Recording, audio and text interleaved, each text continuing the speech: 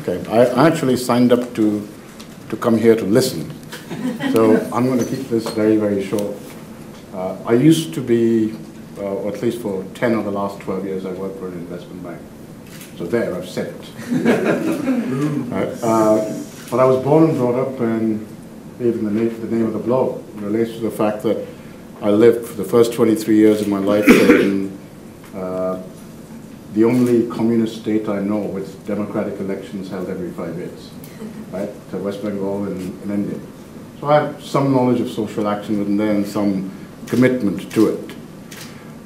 I came here really to learn about three things. One, I think we have something to solve in the nature of expertise. Okay? One of the things to me that has failed is having been with the cleverest, biggest, brightest people, it's been more of another fine mess we've got ourselves into.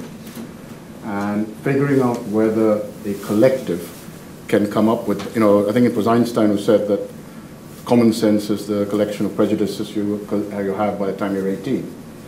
And whether our prejudices and our knowledge of a bit of wisdom of crowds implied in there changes how we look at the concept of expertise.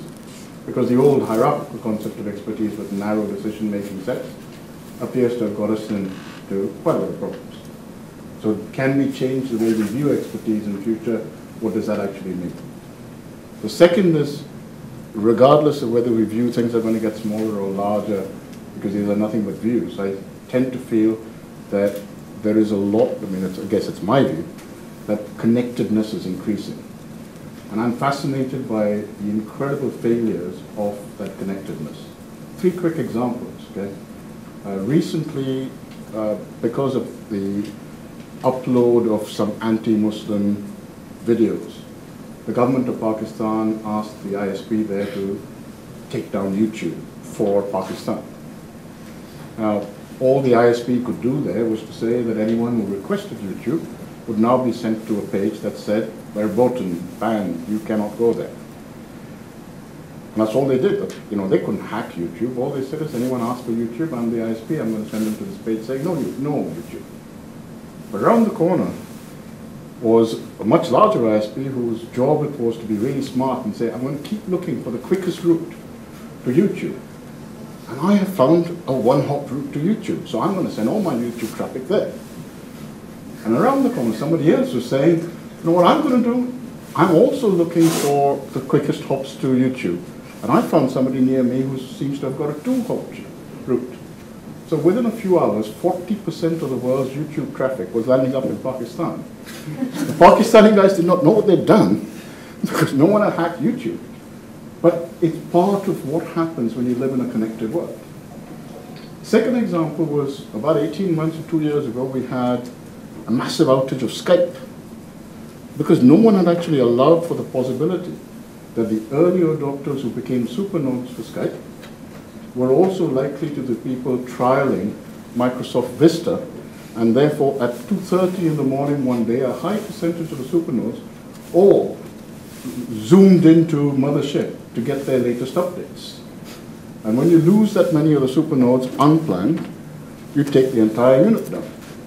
We are seeing more and more that there are failures because of complex adaptive systems that are being generated because things are connected that didn't used to be, and no one is actually in control. Right?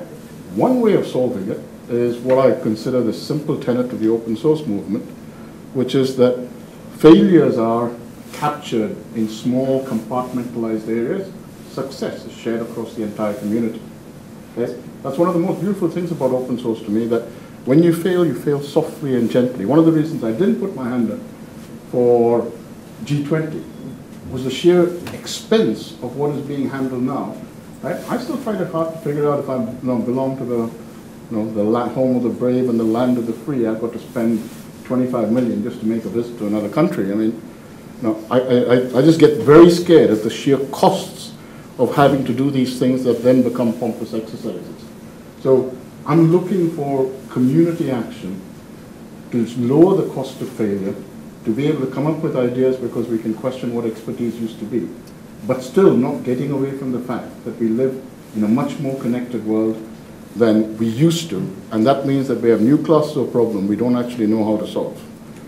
So that's why I came here. I'm looking forward to the next bit. That's it.